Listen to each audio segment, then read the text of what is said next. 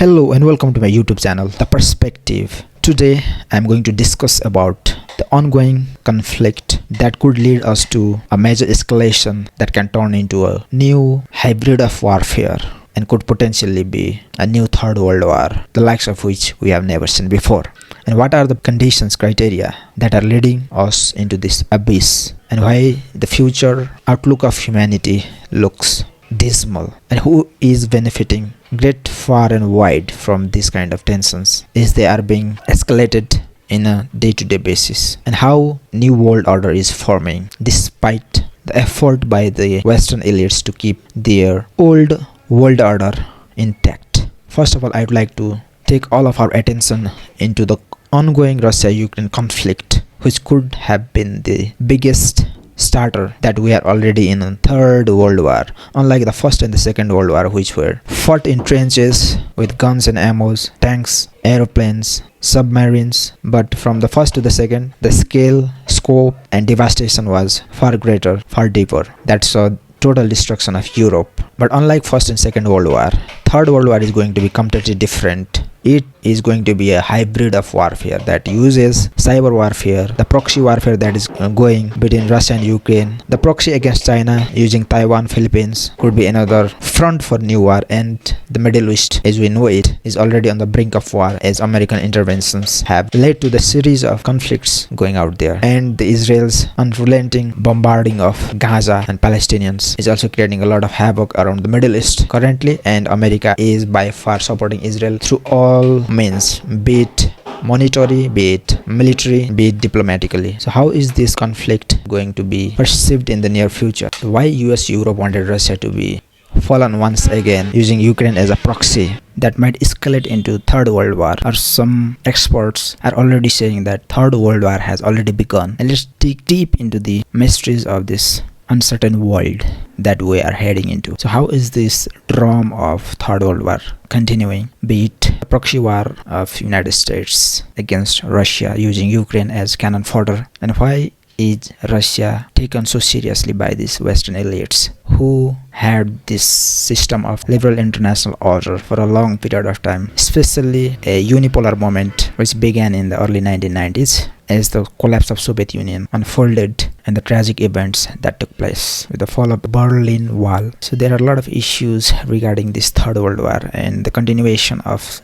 Russia-Ukraine war might escalate because all the funding, all the prerequisites for Ukraine to go to war, like the intelligence, the weapons, the money, are being held by US. Of course, that is not without any consideration to its survival, but rather keeping up the American hegemony as they wish to dictate what goes all over the world as they would like to think. So why Europe wanted Russia to fall once again using Ukraine as a proxy? So there are a couple of reasons to this. First thing is Russia's rise, especially after Putin took over, especially Putin's rise, which was a slap in the face of these elites, that it did not want any influence over Russia, which paid its debt to, let's say, Western powers, especially World Bank, IMF. That means they no longer can dictate Russia on that terms, or let's say make profits out of Russia with interests. Putin banned GMO foods, genetically modified organisms, and that could be another threat to their corporatization of West. Even though Russia is a Western civilization, Christianity is their main religion, the class of civilization, as it seems, is gone down the drain. It's rather class of elites who want to dictate all over the world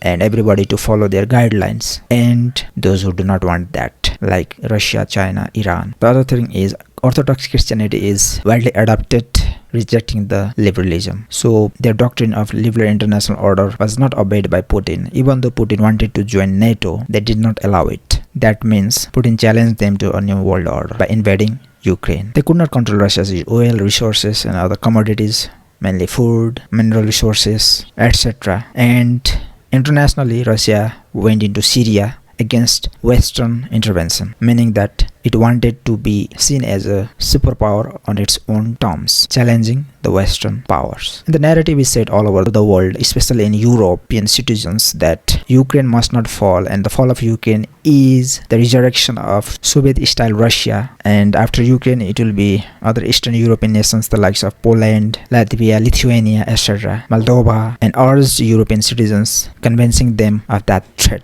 In US, Ukraine's border and security was far more important beyond their own decaying democracy and porous border on the south. So which is not nothing but a proxy to the Western elites to bring Putin down and keep their old world order intact. So have they succeeded in doing that, in alienating Russia and especially President Putin as they wished? They thought Russian ruble would be down to the rubble, but that did not happen. Russian economy bounced back, Russian money was stronger, and trades of other countries with Russia, especially global south, increased. The likes of China and India took a large amount of discounted Russian oil and gas. That means world, as they would like to think, they would obey the Western elites' order, did not obey their order, rather challenged that doctrine. And Russia and China grew closer relationships with no limit partnerships, and exchange of trades, goods, and technology is ramping up on both sides. That means the Western elites' dream of containing Russia, making Russia a weak power to revolt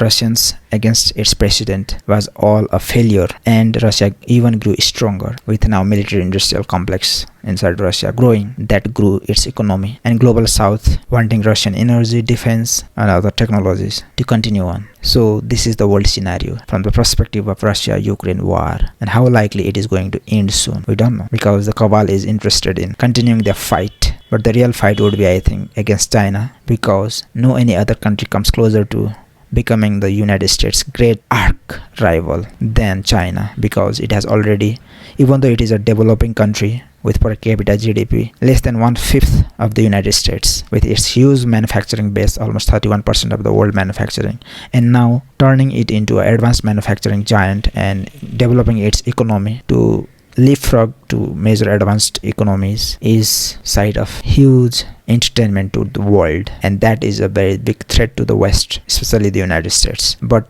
West has nothing but to cooperate with China. Even though there are trade wars heating up, there is technology war, they don't want China to be as technologically advanced as the United States. So they wanted to limit most advanced microchips to China, whether those equipments or those graphics processing units. And this has been taken very seriously by China, and is also countering those kind of sanctions by putting counter sanctions like rare earths and many other goods of imports. So the likely scenario is that the United States would want Europe, Saudi Arabia, India, Turkey, and as many other democracies around the world to be on their side against the evil dictatorial regimes like Russia, North Korea, China, Iran, which pose a huge challenge to the status quo, the world order. And this is not just the beginning of the new world order, but it is the beginning of the new phase of the world in the 21st century, and it will be very, very far. It will be very, very different than previous one. The wars, as we know, might not be all-out war, because that would mean the destruction of the world, and the nuclear question is always there, whether who is going to use that nuclear option. But against Russia, if all of Europe and United States jump into Ukraine's help to counter against Russia, then that would mean the power balance would be very, very different, and Russia will resort the right to use nuclear weapons against its own defense, because the unmatching of power will likely get Russia annihilated if conventional war is fought for a long period of time. So how likely is the scenario to develop in the future? Escalation, proxy wars, trade and technology, sanctions and wars, decoupling and de-risking in many areas of economy, globalization as you know it might vanish, and so many other things we need to worry about. The two camps, one led by United States, other led by China, Russia, will likely emerge in the world as the two poles, like in the olden days before 1990s, after the Second World War, between United States and Soviet Union. But this time it will have very different implications, and the race for such kind of competition might end up all of us in World War III, which, if it ever happens, will be the end of the humanity and human civilization as you know it, and we might not be able to get up and get going after Third World War has been fought with all the nukes. Thank you.